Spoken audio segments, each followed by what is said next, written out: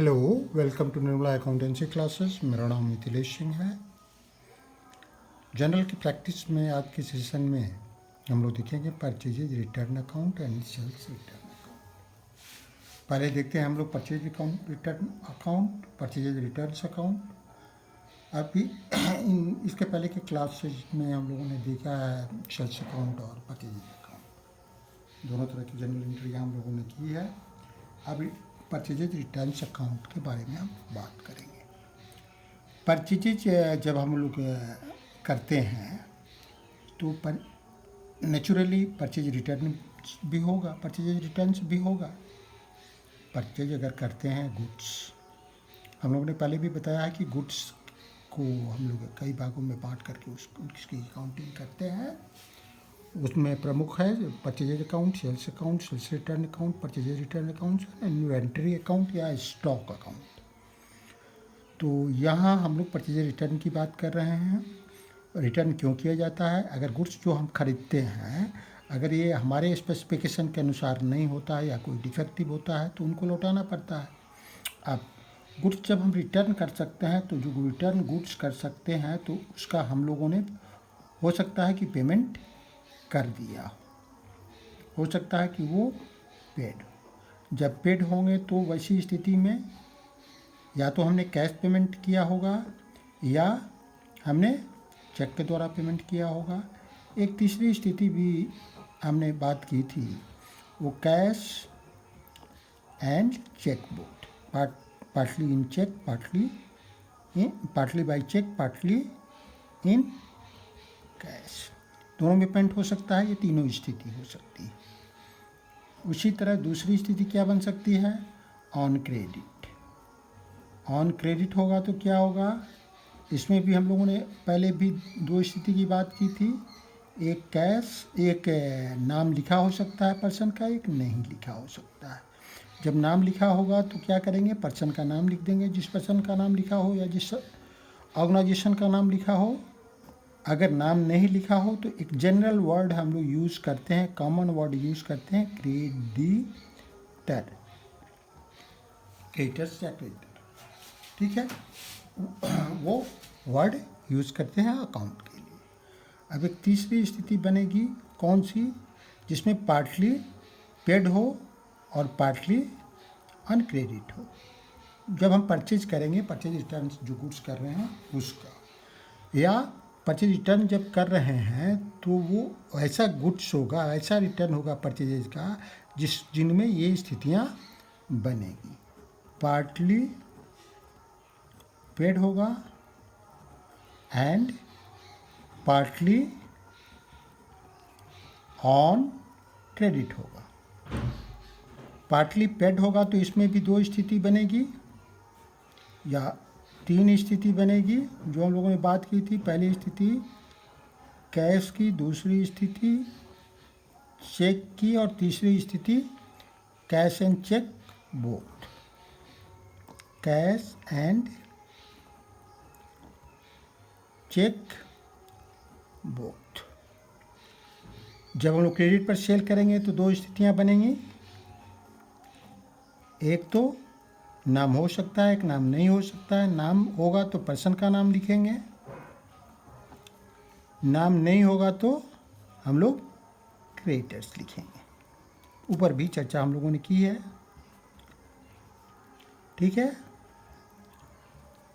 अब हम लोग कुछ जर्नल के लिखे ले लेते हैं और फिर उसको कैसे सॉल्व करते हैं ये कर लेते हैं। सबसे पहले हम लोग पहला हम लोग इसको 3 कॉलम में बांट ले रहे हैं। पहले सबसे पहले हम लोग ट्रांजैक्शन लिखते हैं, ट्रांजैक्शंस। फिर हम लोग जर्नल बना रहे हैं और लास्ट में reason for debit and credit, REA, reasons for debit और क्रेडिट, ठीक है। ये हम लोग अपनी सुविधा के लिए कर रहे हैं, ऐसा कोई नियम नहीं है। ये ट्रांजैक्शंस किसके? परचेजेज रिटर्न्स के हम लोग ट्रांजैक्शन ले रहे हैं,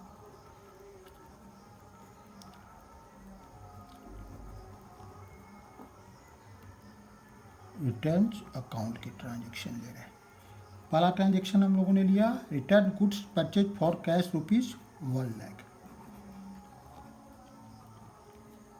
return goods purchased for cash ₹1 lakh. 1 lakh का गुड्स खरीदा गया था कैश में, उसको रिटर्न किया गया। अब यहाँ कौन कौन सा, अच्छा एक बहुत इम्पॉर्टेंट बात थी, इसकी चर्चा मुझे यहीं इस जर्नल के पहले कर लेनी चाहिए। परचेज रिटर्न का अकाउंट का नेचर क्या होगा, जो हम लोगों ने मॉडर्न अकाउंटिंग के 5 भाग पढ़ा है, that is clear, capital, liability, expense, asset, revenue. चूँकि परचेज एक एक्सपेंस अकाउंट है, तो परचेज रिटर्न को भी चूँकि एक्सपेंस ही हमारा डिक्रीज हो रहा, तो हम एक्सपेंस मान सकते हैं, एक्सपेंस का नेचर मान सकते हैं, और ये रैशनल भी है। इसका नेचर एक्सपेंस का मान सकते हैं और ये रैशनल भी है। दूसरा, इसमें कन्फ्यूजन होता है कि परचेज रिटर्न जब होता है तो हमको या तो क्रेडिटर को कम पैसा देना पड़ता है, या क्रेडिटर से जिससे को हम रिटर्न कर रहे हैं गुड्स अगर कैश खरीदा है तो उससे कैश मिलता है, या चेक के थ्रू हमको पेमेंट मिलता है, तो ये तो एक रेवेन्यू है। लेकिन रेवेन्यू इसको नहीं कहा जा सकता है।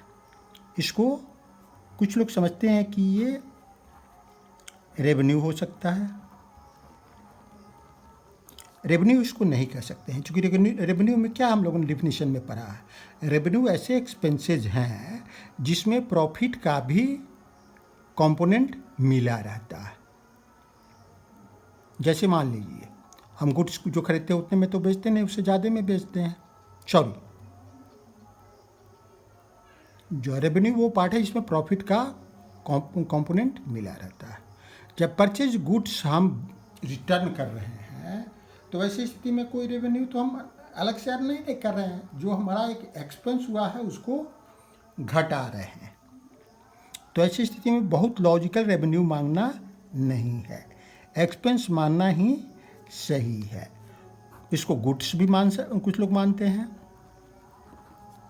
गुड्स भी मानते हैं।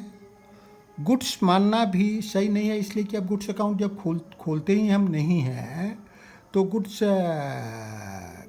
मानना उचित नहीं है, गुड्स का एसेट अकाउंट है। लेकिन सबसे मज़ेदार बात यही है कि आप चाहे एक्सपेंस के नेचर का माने या इसको रेवेन्यू के नेचर का माने, या गुड्स जब मानेंगे तो क्या नेचर होगा, एसेट का नेचर होगा। ठीक है, तो ऐसी स्थिति में परचेज रिटर्न को क्या करेंगे, अगर एक्सपेंस मानेंगे तो क्या करेंगे, एक्सपेंस में डिक्रीज हो रहा है, परचेज रिटर्न जो हो रहा है तो हमारा एक्सपेंस जो परचेज पर होता है उसमें डिक्रीज हो रहा है। एक्सपेंस में डिक्रीज को क्या करते हैं, क्रेडिट करते हैं। क्लियर। रेवेन्यू में इंक्रीज हो रहा है तो रेवेन्यू के इंक्रीज को हम लोग क्या करते हैं, अच्छा यहाँ रेवेन्यू में हमारे इंक्रीज हो रहा है, रेवेन्यू के इंक्रीज को क्या करते हैं, रेवेन्यू के इंक्रीज को क्रेडिट करते हैं। अगर रेवेन्यू भी मांगेंगे तो क्रेडिट ही होगा।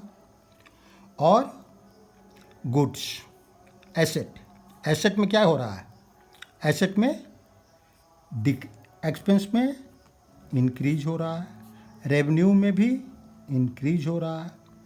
यहाँ भी एसेट अगर मानेंगे तो एसेट में इंक्रीज हो रहा है, एसेट में यहाँ सॉरी डिक्रीज हो रहा है,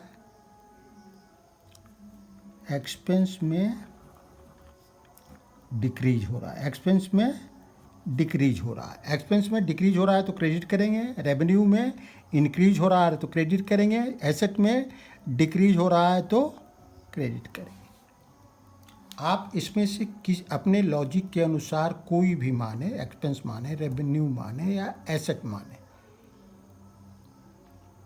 तीनों स्थिति में क्रेडिट ही होगा परचेज रिटर्न्स अकाउंट। उसमें कोई आपको अलग रिजल्ट आपको नहीं मिलेगा। तो ज़्यादा लॉजिकल यही है कि हम एक्सपेंस मान के ही इसका जर्नल करें। तो यहाँ हम एक्सपेंस मान के ही आगे बढ़ रहे हैं। Return goods purchase for cash rupees 1 lakh. तो यहाँ कौन कौन अकाउंट आ रहा है? Expense account.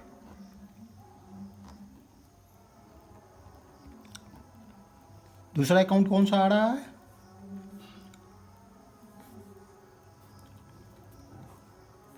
दूसरा गुड्स कौन सा आ रहा है? कैश। दूसरा क्या आ रहा है? Cash account. एक चीज़ और है इम्पोर्टेंट, अक्सर ये समझा जाता है कि जो क्रेडिट परचेज होता है उसी का गुड्स रिटर्न किया जाता है, लेकिन प्रैक्टिकल लाइफ में एक्चुअली ऐसा होता नहीं। प्रैक्टिकल लाइफ में अगर आपने कैश पेमेंट कर दिया है तो वैसी स्थिति में भी जो सेलर है उसका गुड्स डिफेक्टिव है और वो उसको स्वीकार करता है तो उसका कैश लौटा देता है। प्रैक्टिकल लाइफ में हम लोग कई बार इस तरह की चीज़ें देखते हैं और होता है। तो कैश भी रिटर्न हो सकता है। हालांकि आपको क्वेश्चन जितने भी मिलेंगे बुक्स वगैरह में तो वो इसमें किसी न किसी क्रेडिटर्स का नाम या क्रेडिटर शब्द लिखा रहेगा, लेकिन कैश भी रिटर्न होता है। तो एक जर्नल एंट्री ऐसा भी लेकर के हम लोग प्रैक्टिस कर लेते हैं, कोई दिक्कत नहीं है। तो यहाँ एक्सपेंस अकाउंट हुआ और दूसरा कैश अकाउंट हुआ। सॉरी, एक्सपेंस नहीं, इसको इस अकाउंट का क्या नाम हम लोग लिखेंगे? That is purchases return account. Return account, ठीक है। इसका नेचर क्या हुआ? एक्सपेंस का। कैश का नेचर क्या हुआ? एसेट का। एक्सपेंस में क्या हो रहा है? हमारे डिक्रीज हो रहा है। डिक्रीज को हम लोग क्या करते हैं? क्रेडिट करते हैं, ठीक है।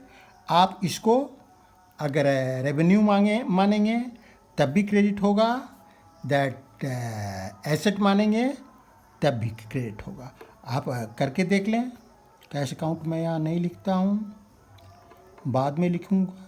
अगर आप परचेज रिटर्न को यहाँ रेवेन्यू मानेंगे तो रेवेन्यू में क्या हो रहा है? इंक्रीज हो रहा है। इंक्रीज को क्या करते हैं? रेवेन्यू में क्रेडिट करते हैं। अगर आप इसको एसेट मानते हैं, है ना, आप इसको एसेट मानते हैं, ठीक है, तो एसेट में क्या हो रहा है? डिक्रीज हो रहा है। एसेट में डिक्रीज को क्या करते हैं? क्रेडिट करते हैं। हर स्थिति में ही क्रेडिट ही करेंगे। तो क्यों नहीं ज़्यादा जो रैशनल है एक्सपेंस ही माना जाए, ठीक है। दूसरा अकाउंट क्या है? Cash account. कैश अकाउंट क्या है? एक एसेट अकाउंट है। एसेट में इंक्रीज हो रहा है, पैसा मिलेगा, गुड्स सब रिटर्न करेंगे, परचेज रिटर्न करेंगे तो इंक्रीज को क्या करेंगे? डेबिट करेंगे। तो डेबिट कैश अकाउंट होगा और purchase account, return account credit होगा। Cash account debit 1 lakh to purchases return account 1 lakh. हम लोग दूसरा ट्रांजैक्शन ले लेते हैं। दूसरा ट्रांजैक्शन है return goods purchases from Mohan rupees 1 lakh. Return goods purchases from Mohan, purchased from Mohan rupees 1 lakh. Mohan से जो 1 लाख का गुड्स खरीदा गया उसमें से 1 लाख का गुड्स लौटा दिया गया। यहाँ कैश नहीं लिखा हुआ है, मोहन एक व्यक्ति का नाम है, व्यक्ति ये क्या है, हमारे लिए क्रेडिटर है, इसको हमको पैसा लौटाना है, पैसा देना है। तो यहाँ रिटर्न गुड्स परचेज्ड, ठीक है, रिटर्न गुड्स परचेज्ड, एक अकाउंट बना परचेज रिटर्न और दूसरा मोहन अकाउंट बना, ठीक है। तो परचेजेज रिटर्न,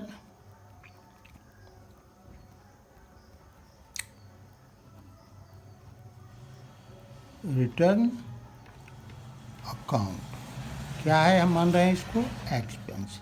एक्सपेंस में क्या हो रहा है, डिक्रीज हो रहा है। एक्सपेंस में डिक्रीज को क्या करते हैं, क्रेडिट करते हैं।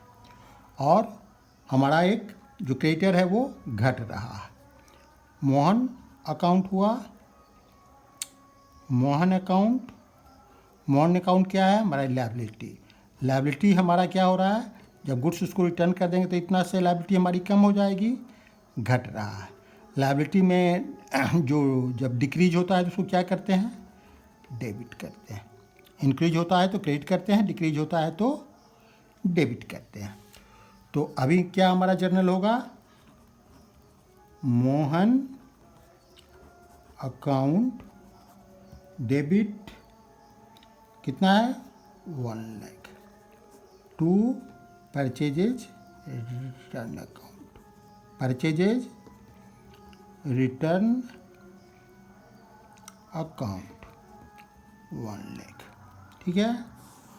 दूसरा जर्नल भी हो गया। अब एक दो जर्नल और ले लेते हैं।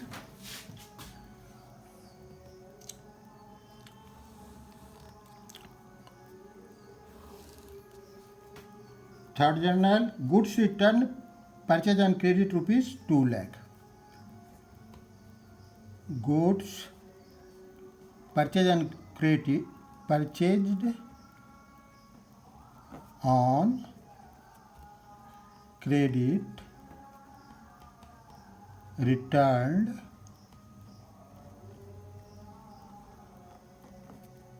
फॉर ₹1 लाख।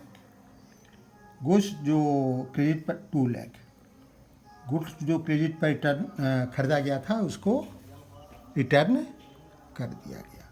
तो एक goods purchase and credit return, तो गुड्स रिटर्न हो गया, मैंने परचेज रिटर्न हो गया, और दूसरा क्रेडिट पर खरीदा गया था वो। यहाँ नाम किसी का नहीं लिखा हुआ है, तो नाम नहीं लिखा रहता है तो हम लोगों ने क्या बात की है, हम लोग नाम जब नहीं लिखा है तो क्रेडिटर शब्द लिखते हैं, क्रेडिटर शब्द लिखते हैं। तो एक अकाउंट हमारा क्या बना, क्रेडिटर अकाउंट, क्रेडिटर्स अकाउंट बना। क्रेडिटर्स अकाउंट क्या है, एक लायबिलिटी है। लायबिलिटी में क्या हो रहा है, हमारा डिक्रीज कर रहा है, लायबिलिटी हमारा घट रहा है। लायबिलिटी में घटने को हम लोग क्या करते हैं, हम लोग दैट डेबिट करते हैं। लायबिलिटी घटता है तो हम लोग उसको डेबिट करते हैं, इंक्रीज होता है तो क्रेडिट करते हैं। और दूसरा क्या हो रहा है, दैट परचेज रिटर्न अकाउंट हो रहा है।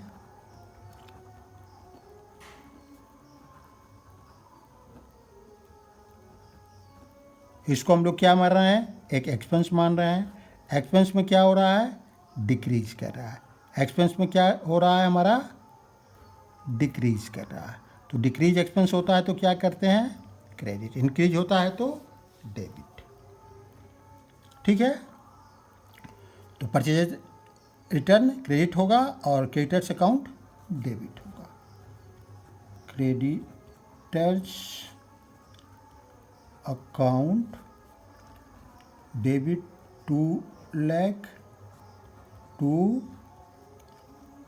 परचेजेज रिटर्न अकाउंट 2 लाख, ठीक है।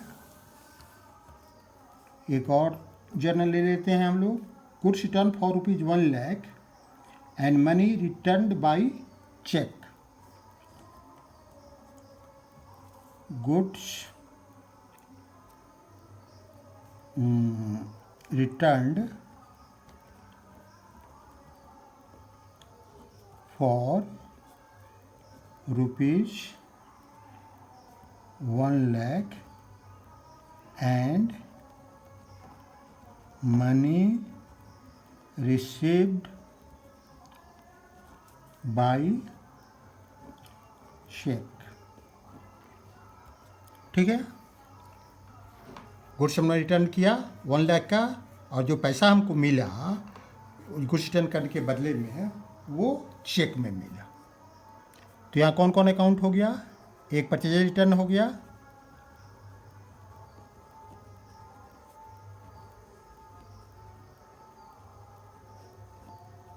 इसको क्या मान रहे हैं? एक्सपेंस। एक्सपेंस में क्या हो रहा है? परचेज रिटर्न कर रहे हैं तो डिक्रीज। डिक्रीज को क्या करते हैं? क्रेडिट। दूसरा अकाउंट यहाँ कैश नहीं मिल रहा है हमको, चेक मिल रहा है, तो बैंक अकाउंट हो गया। बैंक अकाउंट क्या है? एक एसेट अकाउंट है। एसेट अकाउंट में क्या हो रहा है? इंक्रीज कर रहा है। इंक्रीज को क्या करते हैं? डेबिट। तो जर्नल क्या हो जाएगा? Bank account debit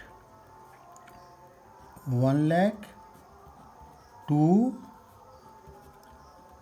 purchases return account 1 lakh. ठीक है, तो इस तरह हम लोगों ने परचेज रिटर्न का जर्नल सीखा और समझा। अब हम लोग बात कर रहे हैं सेल्स रिटर्न की।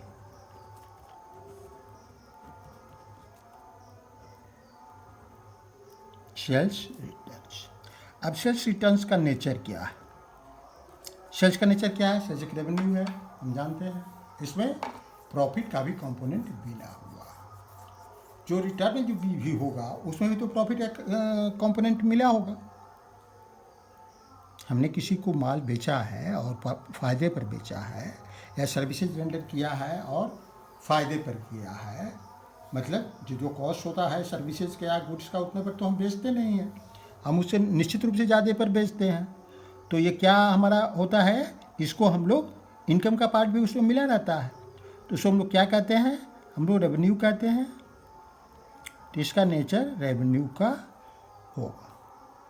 लेकिन कुछ लोग कह सकते हैं कि ये रेवेन्यू नहीं है, क्योंकि रेवेन्यू इसलिए नहीं है कि हम पैसा तो दे रहे हैं, या जिससे किससे पैसा लेना है हमको उतना पैसा अब हमको कम मिलेगा। तो ऐसी स्थिति में हमारा तो खर्च हो रहा है, लेकिन एक्चुअली ये खर्च नहीं हो रहा है, हमारा इनकम क्या हो रहा है? डिक्रीज हो रहा है। इसीलिए रेवेन्यू नेचर का मानना ज़्यादा लॉजिकल है। कुछ लोग इसको दैट एक्सपेंस नेचर का, चूँकि हम पैसा दे रहे हैं तो इसलिए एक्सपेंस मानते हैं, अगर कैश में लौटाना है तो एक्सपेंस भी समझ सकते हैं। कुछ लोग अगर गुड्स के ख्याल से देखेंगे तो इसको एसेट मानेंगे। गुड्स चूँकि एक एसेट है तो इसको एसेट मानेंगे। तीनों लॉजिक के अपनी जगह पर सही है, लेकिन सबसे लॉजिकल रेवेन्यू ही है। तीनों लॉजिक क्यों सही है? या रेवेन्यू अगर हम मानते हैं तो रेवेन्यू में क्या हो रहा है? अगर सेल्स रिटर्न होगा तो रेवेन्यू हमारा डिक्रीज करेगा, रेवेन्यू हमारा डिक्रीज करेगा। रेवेन्यू हमारा जब डिक्रीज करेगा तो हम क्या करते हैं? रेवेन्यू इंक्रीज करता है तो डेबिट करते हैं, डिक्रीज करेगा तो क्रेडिट करते हैं, डिक्रीज करेगा तो डेबिट करेंगे, डिक्रीज करेगा तो डेबिट करेंगे। एक्सपेंस हमारा इंक्रीज कर रहा है, जो पैसा मिला हुआ है हम लौटा रहे हैं तो इंक्रीज कर रहा है। इंक्रीज करेगा तो एक्सपेंस तो क्या करेंगे? डेबिट करेंगे। एसेट, गुड्स जो हम लोग बेचा था वो लौट कर हमारे पास आ रहा है, तो क्या हो रहा है? एसेट भी हमारा इंक्रीज कर रहा है। ऐसी स्थिति में एसेट को भी डेबिट, रियल तीनों में से जो भी आप माने डेबिट ही होगा सेल्स रिटर्न। ठीक है, ये लॉजिक है, लेकिन हम लोग इसको रेवेन्यू ही मान करके आगे बढ़ेंगे। अब सेल्स भी होता है तो पेमेंट जो हम रिसीव करते हैं तो वो पेमेंट रिसिप्ट, वो कैसे हो सकता है? तीनों तरह जो पहले हम लोगों ने बात की, कैश में हो सकता है, दैट चेक के द्वारा हो सकता है, partly in cash and partly by check.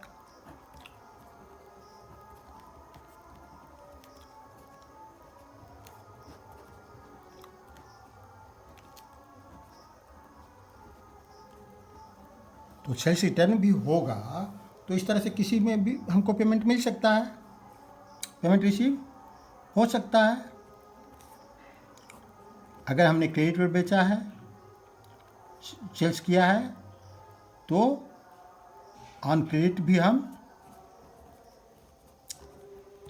हमारा पैसा मिल सकता है। मतलब हमारा जो ऑन क्रेडिट है तो दैट हमको एडजस्ट हो सकता है। जो हमारा डेटर है उसका पैसा हम एडजस्ट कर सकते हैं। तो इसमें क्या करेंगे, या तो व्यक्ति का नाम लिखा रहेगा तो उस पर्सन का अकाउंट डेबिट करेंगे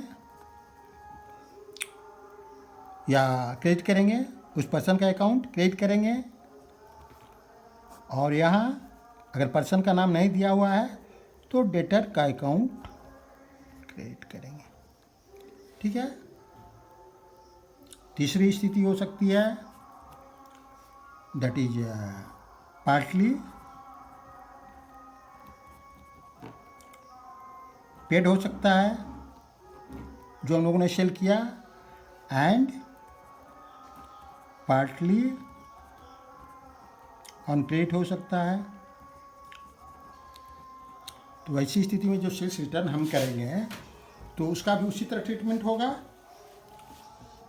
पार्टली पेड है तो हमको या तो कैश में मिला होगा या चेक के द्वारा मिला होगा, या जो पेड है वो भी अमाउंट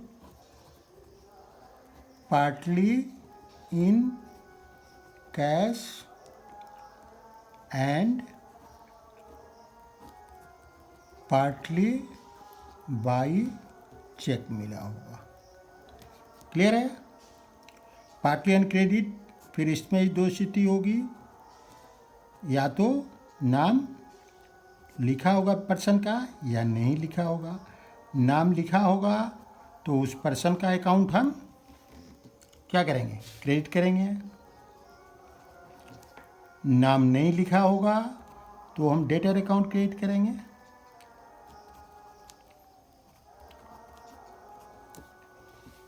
क्योंकि हर हाल में सेल्स रिटर्न्स अकाउंट डेबिट ही होगा, जो हम लोगों ने यहाँ सीखा है लॉजिक के आधार पर। अब हम लोग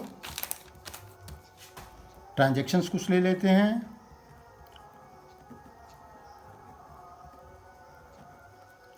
ट्रांजैक्शन किसके हैं, सेल्स रिटर्न के।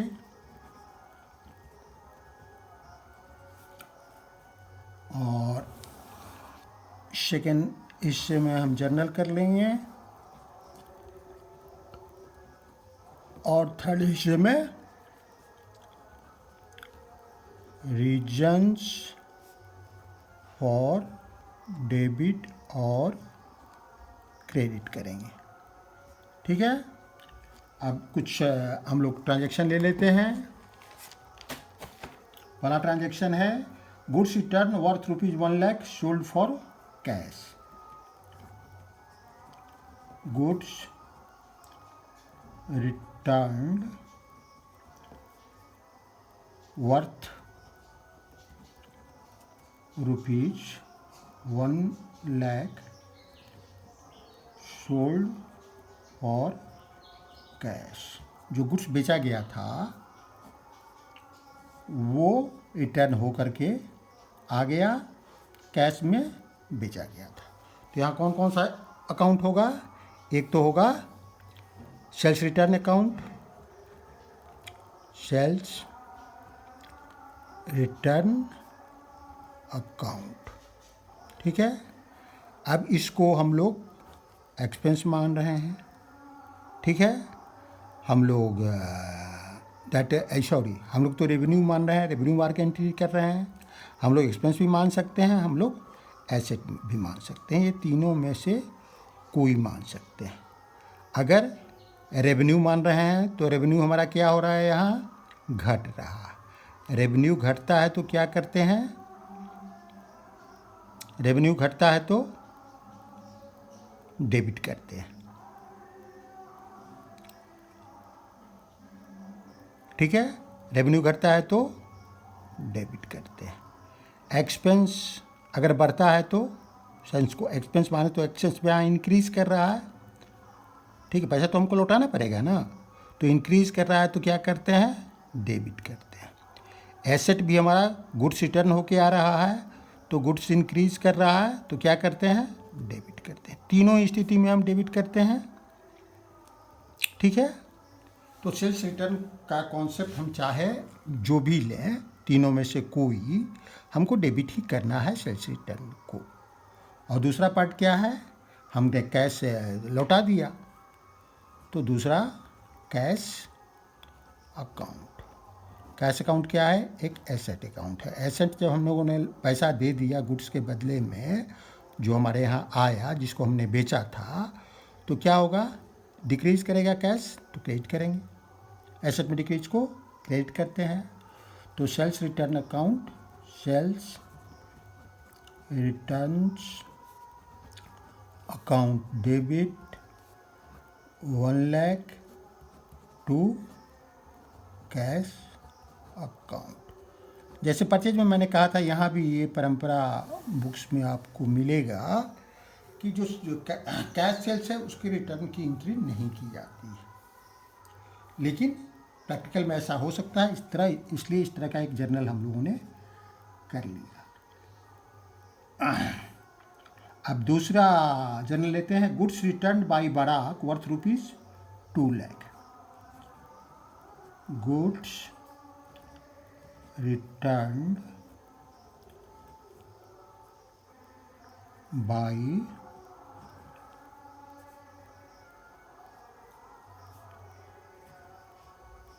गुड्स सोल्ड, है ना, returned by Barak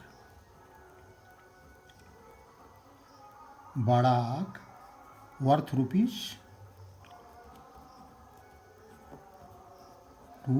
lakh. Barack को जो बेचा गया था गुड्स 2 लाख का, वो उसके द्वारा रिटर्न कर दिया गया। ठीक है, तो वैसी स्थिति में कौन कौन से अकाउंट बनेंगे, गुड्स सोल्ड, रिटर्न और दूसरा बड़ा, क्योंकि कैश और चेक की यहाँ चर्चा नहीं है या बैंक की चर्चा नहीं है। तो एक तो हुआ सेल्स रिटर्न अकाउंट और दूसरा क्या हुआ, दैट इज एक व्यक्ति का नाम लिखा हुआ है जिसको हम लोगों ने गुड्स बेचा था, बड़ा के अकाउंट। सेल्स रिटर्न क्या है, हम क्या मान रहे हैं इसको, रेवेन्यू मान के। रेवेन्यू में क्या हो रहा है, डिक्रीज हो रहा है, रेवेन्यू में डिक्रीज हो रहा है। डिक्रीज को हम लोग क्या करते हैं, डेबिट करते हैं। उसी तरह बड़ा के अकाउंट क्या है हमारे लिए, एक एसेट अकाउंट। एसेट में क्या हो रहा है, एसेट में हमारे डिक्रीज हो रहा है। डिक्रीज को हम लोग क्या करते हैं, क्रेडिट करते हैं। ठीक है, तो यहाँ क्या होगा, sales return account debit, sales returns account debit 2 lakh to Barack account 2 lakh. एक जर्नल और ले लेते हैं, goods sold for ₹5 lakh,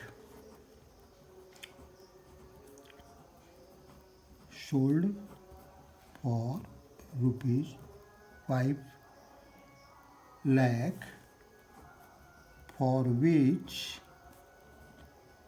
part